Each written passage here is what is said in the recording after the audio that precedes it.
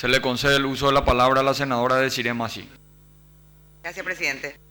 En primer lugar, desde la bancada del PDP queríamos dar nuestra solidaridad al senador Robert Acevedo por el atentado que sufrió la radio de su propiedad o de su familia, y realmente pedir a las autoridades que se hagan un poco cargo de la seguridad del senador y de su familia, que todos sabemos la situación en la cual vive desde hace mucho tiempo.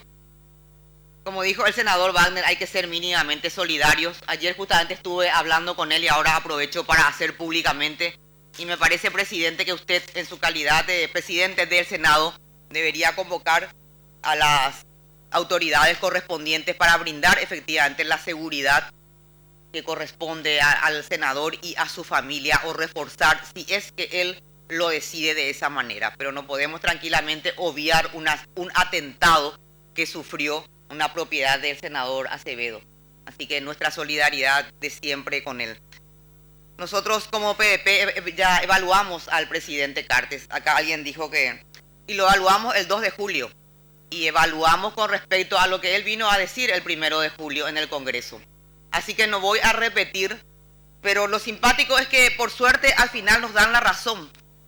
Porque el 1 de julio el presidente Cartes vino a decirle al Congreso, y tengo grabado y hablé cuando eso, récord de recaudación de impuestos, récord disminución de evasión, récord histórico e inédito de ejecución de obras. Todo era récord.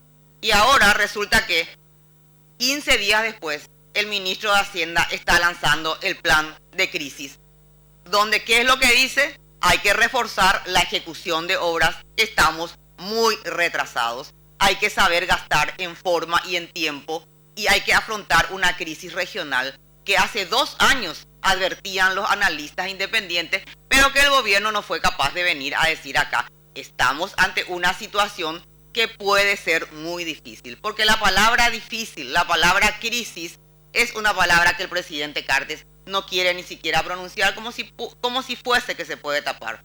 Estuvimos perdiendo mucho tiempo, y ahora que le toca a la clase media y media alta, o que le va a tocar donde convive el presidente de la República y sus amigos, porque esta crisis de la Argentina y del Brasil sobre todo está empezando el coletazo entre la gente que tiene mucho más. Entonces ahora se va a activar el plan de crisis, pero no se activó el plan de crisis cuando en estos 2 años ocurrió una catástrofe y aumentó en 2 puntos la pobreza extrema rural.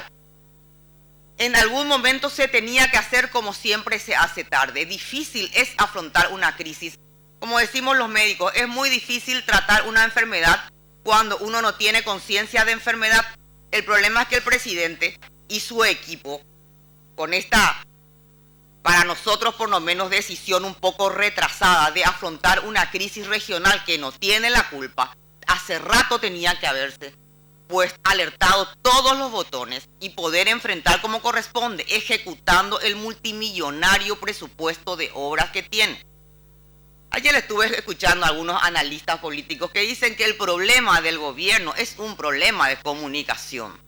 ¿Cómo es que se va a comunicar lo que no se gestiona? El problema del gobierno es un problema de gestión y de improvisación.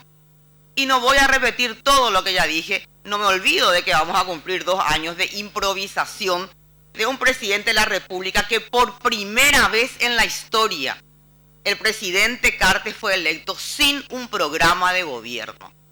Sin un programa de gobierno. Tan mal estamos como ciudadanía que somos capaces de elegir a un presidente sin que haya mostrado un programa de gobierno, porque eso no existe en la realidad. No existe rumbo, no existe programa de gobierno, no existe programa de estructura, y algunos analistas que realmente de pusilánimes se pasan, no son capaces de criticar absolutamente nada y dicen que el problema del gobierno en realidad es un problema de comunicación, que no saben comunicar nomás lo que hacen. No se puede comunicar lo que no existe. Yo me quería referir, presidente, brevemente, porque yo hablé antes y quería que se quede en el orden del día lo de la ley de garantías. Acá se habla mucho de maltrato a funcionarios. Hay maltratos y maltratos también. Hay senadores que van y le dicen a los asistentes de las comisiones donde nosotros por lo menos estamos, ustedes trancan los proyectos, cuando en realidad están trabajando, tratando de hacer un buen proyecto. Eso también no es un maltrato. Querer decir a un funcionario que por querer arreglar un proyecto se está perdiendo tiempo o se está trancando proyectos, esa es una forma de maltrato también. Por eso yo me quería referir a ese programa de garantía de inversiones y lo voy a hacer, presidente, brevemente, porque ya están instalando ya otra vez los repetidores de las mentiras del Poder Ejecutivo, que acá se pretende trabar cosas por el bien del pueblo paraguayo. A mí me gustaría saber si se leen los proyectos de ley.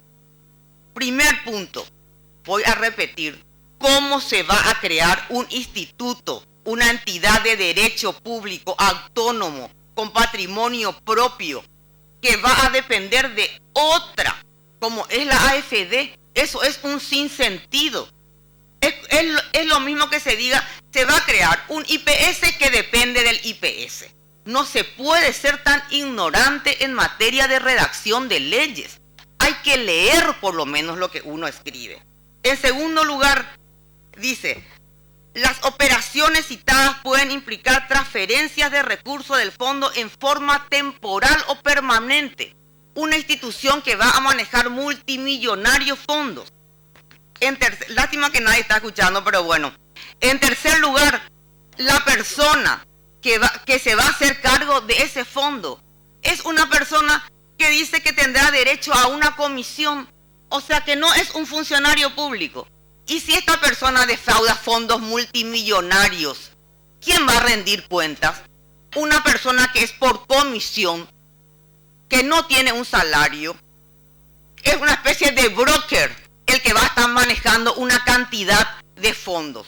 ¿Qué responsabilidad legal y jurídica? Y se pretende aprobar así como vino del Ejecutivo esto.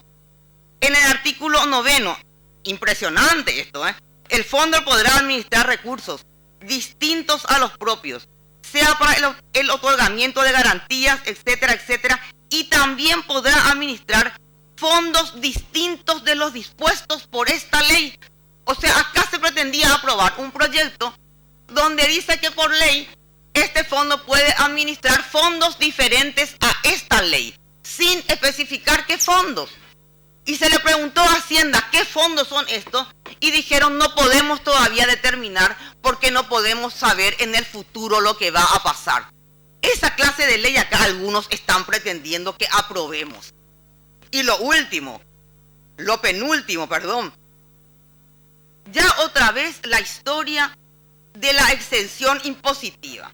Le tuvimos acá de visita a esta gente del FMI, del BID, de no sé qué cuánta historia con las recetas que no hay que hacerle caso. No hay que hacerle caso a las recetas que traen esta gente que ha traído pobreza y miseria en el mundo. Son unos burócratas internacionales fracasados que viven del curraje internacional y pretenden dar lecciones a los otros países. Vinieron acá a decir que teníamos que disminuir las exenciones. Y acá en la ley que algunos pretendían aprobar hoy, en el artículo 15, dice están exentos de toda clase de impuestos o contribuciones. ¿En qué quedamos? ¿Cuál es la política del gobierno? ¿La exención sí o la exención no? Así de contradictoria es esta ley. Y por último, resulta que se crea un fondo con personería jurídica de derecho público, pero que está exceptuado. El fondo queda exento de las normas de administración financiera del Estado y de la ley de contrataciones públicas. ¿De qué me están hablando? Cuando defiendan un proyecto de ley, por lo menos vamos a pensar un poco en el país, una entidad que va a estar subordinada a otra entidad similar, administrada por un broker, que no va a ser funcionario público, que puede disponer de fondos que no están especificados en esta ley, que tiene todas las exenciones impositivas y que encima está exento de la ley de contrataciones públicas y de la ley de administración y financiera. En esto están trabajando los asistentes y los funcionarios hace más de un mes, tratando de que este mamotreto se convierta en algo legal y no en un recitado o en algo que pueda servir para no sé qué negociado ya otra vez. Voy a darme el cuarto punto que me quería El tercer punto, presidente. 405 días de secuestro de Edelio Morini, 5 días de secuestro del señor Abraham Fern. Y el presidente de la República, me imagino que habrán leído lo que acaba de decir. Van los padres y el hermano del señor a soportar toda una inauguración de la Senavitat en Tacuatí, intentando hablar con el presidente de la República. Me imagino que estarán viendo en los digitales. ¿Y qué le dice el presidente de la República al padre desesperado de un tipo que está secuestrado por unos terroristas? No es momento para hablar, le dice. Yo me imagino que acá gente que tanto se indigna, y a mí me indignó también cuando el presidente Lugo hizo unas declaraciones desubicadas. Espero la indignación de esta Cámara hacia este presidente insensible que solamente tiene como Dios, como patria y como familia el dinero. No conoce la solidaridad. No le importa absolutamente nada.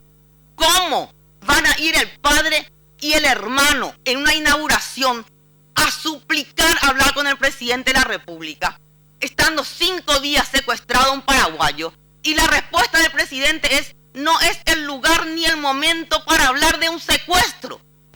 Y pónganse un poco, si pueden, si el fanatismo les deja, un minuto en el lugar de esa familia que no sabe si su hijo, si el esposo, si el padre está vivo, y soportar que un tipo insensible y soberbio venga y le diga, en lugar de apartarle y decirle vamos a hablar ahora, no es el momento ni es el lugar. Pero esto ya llegamos al colmo y nadie dice nada. Y la agencia de noticias, por supuesto, que está mintiendo. ¿Qué es lo que desnuda esto? En 5 días había sido que el presidente de la República no fue capaz de levantar el teléfono y de llamar a la familia del señor Abraham Fern. No fue capaz de hacer eso en 5 días. Tampoco hizo con Edelio Morini. En un año, luego de un escándalo mediático, lo recibió una vez y nunca más. Nunca más. Ese es el presidente que tenemos. Ese es el presidente. Insensible. Solamente le importa sus negocios, sus empresas y sus amigos. Y espero que alguien me desmienta acá. A ver si entre todos protestamos un poco. O es que estamos tan inhumanos como este tipo. Indigna realmente, presidente. Indigna ver la cara del papá, vean la foto, del papá y del hermano ansiosos al lado del presidente, pidiéndole una palabra, y él que está en una inauguración haciendo su campaña proselitista eterna, le dice que no es el momento ni es un lugar. Es un bárbaro. No existe otra descripción. Y termino con esto, para que vean que sí hay diferencia, y que conste que tengo y tuve diferencia con el presidente Lugo en el secuestro que nos tocó a nosotros como gobierno, porque el señor Lidstrom fue un secuestro que se heredó. A las 6 de la tarde se supo el secuestro de Fidel Zavala. A las 8 de la noche el presidente Lugo habló con el presidente Uribe, más o menos así era el presidente, con el presidente Uribe, que tanto hablan que la derecha, que la izquierda, que esto de aquello, estaba de por medio la vida de un ser humano. A las 8 o 9 de la noche habló con el presidente Uribe. A las 7 de la mañana el grupo de élite de inteligencia colombiano estaba en Asunción. Y a las 6 de la mañana, yo estuve también ahí, estaba el presidente Lugo tomando mate con doña Silvina, la esposa de Fidel, y con la mamá de Fidel Zavala, porque eso es lo que corresponde que haga un presidente de la República. Y no andar haciendo estos disparates. Y esto que lo único que muestra es que no le importa absolutamente nada. Espero por lo menos, no prepare nada, porque sinceramente yo del presidente no espero nada. Espero que otra gente se refiera a este tema la próxima vez, o que se abra la lista de oradores otra vez, si quieren opinar de la conducta indecorosa, inhumana, irrespetuosa y cobarde del presidente Cartes con respecto a la familia de una persona que está secuestrada y que ni siquiera se sabe que está con vida. Muchas gracias, presidente.